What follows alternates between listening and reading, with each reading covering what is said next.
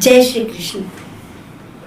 किसी ने क्या खूब कहा है, अगर इंसान ठोकर लगने पर भी नहीं सुधरता है तो वो उसकी फितरत है। पत्थर ने तो अपना काम कर दिया है। आज मैं आपको ऐसी कहानी सुनाने जा रही हूँ।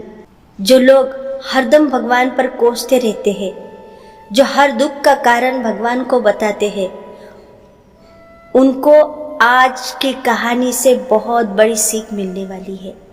तो कहानी बड़े ध्यान से सुनिएगा। एक चिड़िया थी जो उड़कर रेगिस्तान में गिर पड़ी। वो घायल हो गई। उसके पंख उड़ने लायक नहीं रहे।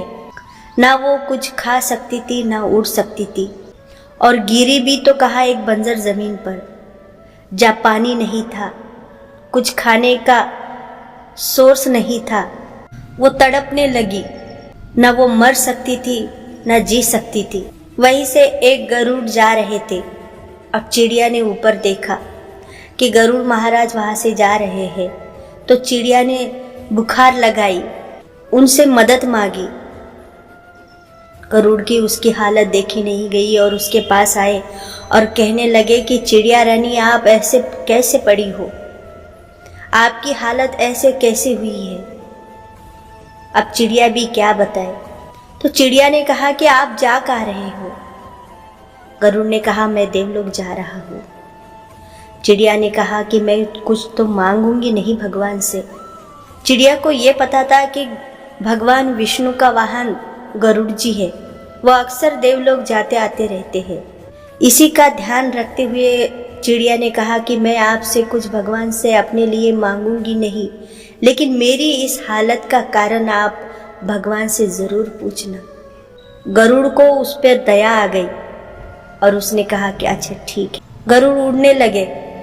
उड़ते उड़ते वो देवलोक जाने लगे। गरुड़ को लगा कि ये छोटी सी तो बात है, भगवान को ना पूछकर इसी किसी देवताओं से पूछ लेता हूँ। तो गरुड़ ने एक देवताओं से पूछा कि रेगिस्तान में एक चिड़िया बड़ी घायल सी पड़ी हुई है, उसकी बड़ी बुरी हालत है, इसकी हालत का क्या कारण हो सकता है? तो देवता ने कहा कि ये अगले जन्म में बड़ा बुरा इंसान था। ये लोगों पे अन्याय करता था। उसी के कर्मों का भोग अब वो भोग रहा है। अब उसको 7 साल तक ना मृत्यु आएंगी, ना वो मुक्त होगी, बस इसी हालत में पड़ी रहेंगी। गरुड़ को बड़ा बुरा लगा और उन्होंने कहा कि भगवान, इसका कोई तो इलाज होगा आपके पास। तो देवताओं ने कहा, एक इलाज है, बड़ा छोटा सा मंत्र है। अगर तुम उसे ये दे दोगे तो हो सकता है उसके जीवन में कुछ सुधार आ जाएगा। गरुड़ जी ने कहा, अच्छा ठीक है, बताइए, मैं उसको बता दूंगा। ऐसा कहकर गरुड़ फिर से उड़कर उस चिड़िया के पास आए। उसे देखकर मूर्छित चिड़िया खुश हो गई और बोली, क्या कारण बताया देवता ने मेरे इस हालत का? गरुड़ ने कहा कि तुम्हारे कर्मों का ही भोग तुम भोग रही हो। तुम इसी हालत में 7 साल तक न जीओगी न मरोगी, बस ऐसे ही पड़े रहूंगी। तो चिड़िया उदास हो गई। गरुड़ ने कहा कि उदास मत हो, मैं तुम्हारे लिए एक मंत्र लाया हूँ। अगर तुम इस मंत्र को अपने जीवन में उतारोगी तो तुम्हारे जीवन में बदलाव जरूर आएगा। चिड़िया ने उसकी तरफ बड़ी आशा से देखा और कहने लगी, अच्छा ठीक है, बताओ। उसने कहा कि बड़ा छोटा सा मंत्र है, तुम इसे रोज दोहराते जाओ। वो मंत्र था भगवान का शुक्रिया अदा करना। हर हालत में तुम्हें भगवान का शुक्रिया अदा करना। बस इतना बताकर गरुड़ जी वहां से उड़कर चले गए। अब चिड़िया के पास दूसरा रास्ता तो था नहीं। उसने कहा कि चलो यही स्वीकार कर लेते हैं, और जिस हालत में है उसी हालत में वो भगवान का तभी से शुक्रिया अदा करने लगी। और देखते ही देखते कुछ ही दिनों में उसके तबीयत में सुधार आ गई। उसके पंख उगने लगे। आसपास का परिसर इस बंजर जमीन में भी हरा भरा होने लगा। अब इधर गरुड़ जी को लगा कि चलो चिड़िया की हालत देख कर आते हैं। तो देखा, चिड़िया की हालत में बड़ा सुधार था।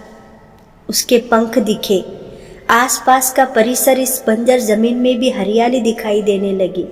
गरुड़ जी उसके पास गए और मुस्कुराए और समझ गए तो ये कहानी उस चिड़िया की ही नहीं, ये कहानी हम पर भी लागू होते हैं। हम इंसान हर बुरे वक्त में भगवान को कोसते रहते हैं। हम जानते ही नहीं हैं कि हमने किस जन्म में क्या कर्म किए थे और इस जन्म में भी क्या कर्म कर रहे हैं। और कर्म का सिद्धांत ये है कि कुछ अच्छा करो या बुरा करो, उसे भुगतना तो पड़ेगा ही।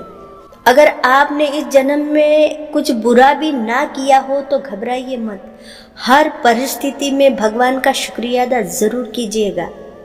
कई जन्मों के दुख वो आपको कई दिनों में ही निपटा देंगे, क्योंकि भगवान बड़े दयालु होते हैं। अगर ये कहानी आपको अच्छी लगी हो तो लाइक, शेयर और सब्सक्राइब ज़रूर कर दीजिएगा, क्योंकि आपका एक सब्सक्राइब, आपका थोड़ा सा सपोर्ट मुझे भी मोटिवेट करता रहता है। इसी तरह मैं आपके लिए भगवान की कहानियाँ लाती रहूँगी। कहते हैं कर्मों का फल भगवान एक ना एक दिन देंगे, तो मैं अपना कर्म करूँगी और आशा करती हूँ आप मुझे सपोर्ट करके आप अपना भी कर्म कीजिए।